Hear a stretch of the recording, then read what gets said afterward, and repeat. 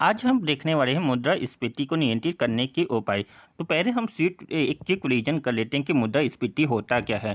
तो मुद्रास्फीति उस स्थिति को कहते हैं जब वस्तु और सेवा की कीमत में की स्तर में लगातार वृद्धि हो रही हो, मुद्रा की मूल्य में कमी हो रही हो और क्रय शक्ति में कमी हो। तो मुद्रास्फीति की तीन स्थिति होती है, जब वस्तु और सेवा की कीमत में क्या हो, लगातार वृद्धि हो। और दूसरा क्या था, मुद्रा के मूल्य में कमी और उसकी क्रय शक्ति में कमी हो। ये तीन क्राइटेरिया थे ये तीन क्राइटेरिया थे मुद्रास्फीति के कारण के लिए। और यहाँ पर मुद्रास्फीति के निम्नलिखित कौन कौन से और कारण हो सकते हैं तो यहाँ मांग जनित तो मुद्रास्फीति होता है, लाभ जनित मुद्रास्फीति होता है, मुद्रा के अधिक प्रभाव के कारण होता है संरचनात्मक होता है। और इसके अलावा हमने बात की थी घाटे की वित्तीय व्यवस्था के बारे में, बात की थी किसके बारे में, बात की थी घाटे की वित्तीय व्यवस्था के बारे में, प्राकृतिक कारण के बारे में बात की थी, साख मुद्रा नीति में और साख नीति में दोष के बारे में चर्चा की थी, और सस्ती मुद्रा नीति के बारे में चर्चा की थी। तब उसी मुद्रास्फीति को नियंत्रित करने के क्या क्या तरीके होते हैं, आज इसके बारे में हम चर्चा करेंगे। तो मुद्रास्फीति को हम तीन तरीकों से मेनली नियंत्रित करते हैं। एक तो होता है मौद्रिक नीति के द्वारा, जिसमें हमें मात्रात्मक पढ़ना है और गुणात्मक भी पढ़ना है। मात्रात्मक से संबंधित है, जैसे रेपो रेट हम पढ़ते हैं, बैंक में क्या पढ़ते हैं, रेपो रेट होता है, और जैसे रिवर्स रेपो रेट होता है, बैंक रेट होता है, SLR होता है, CRR होता है इनके द्वारा। और यह याद रखिएगा, ये जो मौद्रिक नीति है कौन तैयार करता है, तो मौद्रिक नीति RBI यानी केंद्रीय बैंक तैयार करता है। और इसके अलावा राजकोषीय नीति के द्वारा भी मुद्रास्फीति को नियंत्रित किया जा सकता है। और ये राजकोषीय नीति कौन तैयार करता है, राजकोषीय नीति सरकार तैयार करती है, यह वित्त मंत्रालय के द्वारा इसको तैयार किया जाता है, जिसमें हमें क्या पढ़ना, आय व्यय और करारोपण के सिद्धांतों के बारे में चर्चा करनी। किसके बारे में चर्चा करनी है, आय व्यय और करारोपण के सिद्धांतों पर चर्चा करनी है। और तीसरा हम देखेंगे समान अर्थों में इसके मुद्रास्फीति को कैसे नियंत्रित किया जा सकता है, इसके बारे में चर्चा करेंगे। तो आज की क्लास में हम केवल समान अर्थों में जो देखेंगे, समान अर्थों या समान तरीके से मुद्रास्फीति को कैसे नियंत्रित किया जा सकता है, इस पर चर्चा करेंगे।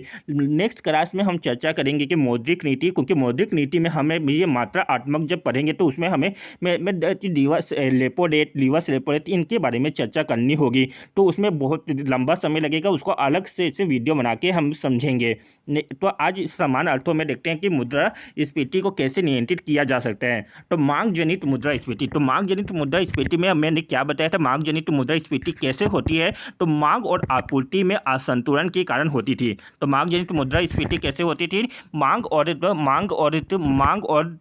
आपूर्ति में जब असंतुलन की स्थिति हो जाती थी, किसकी में, मांग और आपूर्ति में जब असंतुलन की स्थिति हो जाती थी, जिसके कारण क्या होते थे, मुद्रास्फीति होती थी। अब उसी को संतुलित करने के लिए क्या किया जाएगा, तो उसको संतुलित करने के लिए, क्योंकि देखो क्या होगा, आपूर्ति क्या होगी, एक तो समान रहेगी, ठीक है, या कम होगी।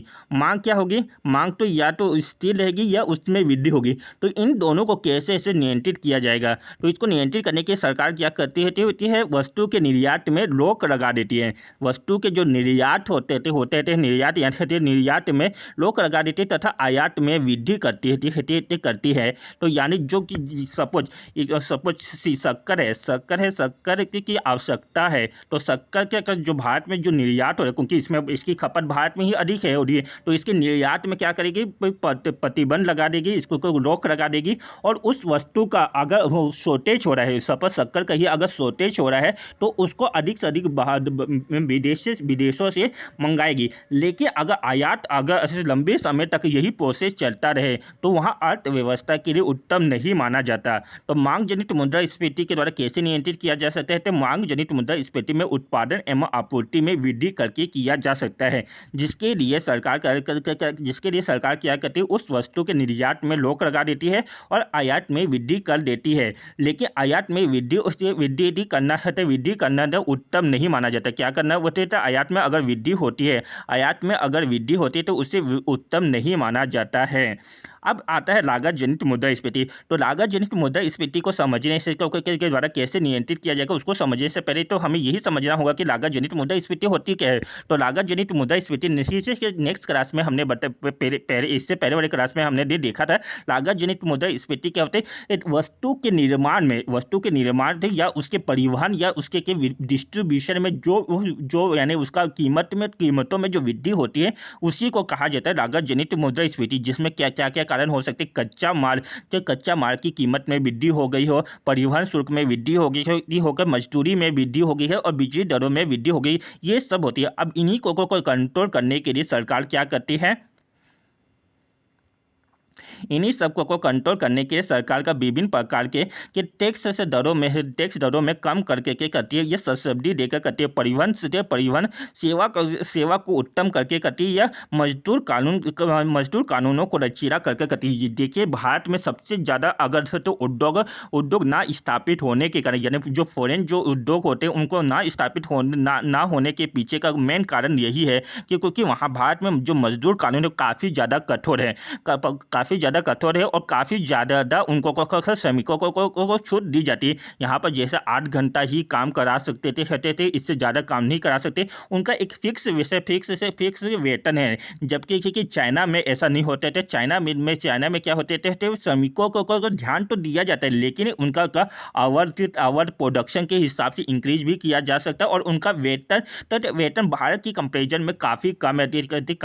तो जिसके कारण क्या होता है, भारत में विदेशी जो इंडस्ट्री है वहाँ नहीं रख पाती। तो इसी के कारण ये सब के कारण मुद्रास्फीति को नियंत्रित करने में एक तरीके से इससे बाधा भी आती है। तो अब इन्हीं के द्वारा क्या होता है, लागत जनित मुद्रास्फीति को रोकने के लिए विभिन्न प्रकार सरकार क्या करती है, विभिन्न प्रकार के टैक्स दरों में कम करती है, सब्सिडी देती है और परिवहन देते सेवा को उत्तम करके करती है और मजदूर कानून को लचीलापन लाकर कर सकती है। नेक्स्ट हम देखेंगे कि ये बैंक है केंद्रीय बैंक। तो केंद्रीय बैंक क्या करते हैं, मौद्रिक नीति में परिवर्तन करके मुद्रास्फीति को नियंत्रित कर सकती है। जैसे रेपो रेट में वृद्धि करके सीआर और एसआर में परिवर्तन करके कर सकती है।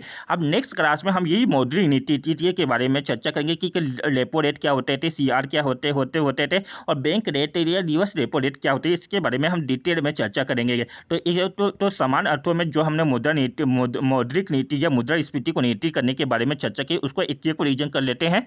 तो मुद्रास्फीति को किस तरीके से इसे नियंत्रित किया जा सकता है, कि नियंत्रित करना है, इसको देखते हैं। तो मुद्रा नीति को मांग जनित मुद्रास्फीति को नियंत्रित उत्पादन व आपूर्ति में वृद्धि करके किया जा सकता है, जिसके लिए सरकार उस वस्तु के निर्यात में रोक लगाती है और आयात में वृद्धि करके करती है। लेकिन आयात में वृद्धि उत्तम नहीं होता था लंबे समय के लिए। देखा था लागत जनित मुद्रास्फीति का नियंत्रण सरकार विभिन्न प्रकार के टैक्स दरों में कम करके करती है, सब्सिडी देकर करती है, परिवहन व सेवा को उत्तम करके करती है और मजदूरी कानून को लचीलापन करके करती है। और तीसरा हमने देखा था केंद्रीय बैंक अपनी मौद्रिक नीति में परिवहन करके मुद्रास्फीति को नियंत्रित कर सकती है, जैसे रेपो रेट में वृद्धि करके सीआर में और एसआर में परिवर्तन करके कर सकती है। अब यहाँ पर देखो, यहाँ पर क्या होता है, सब्सिडी तो समझ आ रहा होगा कि जितने भी उद्योग है उनको क्या देगी, सब्सिडी देगी, उनको रियायत देगी। और परिवहन सेवा को उत्तम करके कैसे होगा, क्योंकि देखो ट्रांसपोर्टेशन जब वस्तु का जब ट्रांसपोर्टेशन होते एक स्थान से अगर सड़क ही खराब हो गई तो उसमें क्या होगा, जो यातायात जो फैसिलिटी है ये सपोज ट्रक से ही जा रहे थे और उबर खाबर है तो उसमें इंजन की खपत अधिक होती है। अगर और दूसरा केस हो सकता है अगर भारत की सीमा के अंतर्गत हो रहा है, अगर भारत की सीमा के अंतर्गत अगर किसी वस्तु को लेकर जाना है तो वहाँ रेलवे मार्ग, अगर रेलवे मार्ग ही सबसे ईजी क्या होता है, रेलवे मार्ग होता है। अगर यही रेलवे मार्ग ही यदि वहाँ पर नहीं होगा तो सामान जाने में और ज़्यादा समय लगेगा और ज़्यादा खर्च आएगा। और वही समुद्र के बाहर में होगा, अगर जहाज व्यवस्था अगर अच्छी नहीं होगी तो उसके कारण क्या होगा, वस्तु की कीमत में ऑलरेडी वृद्धि होगी। तो इसीलिए परिवहन सेवा क्षेत्र को में उत्तम व्यवस्था करनी बहुत ही ज़्यादा इम्पोर्टेंट हो जाती है।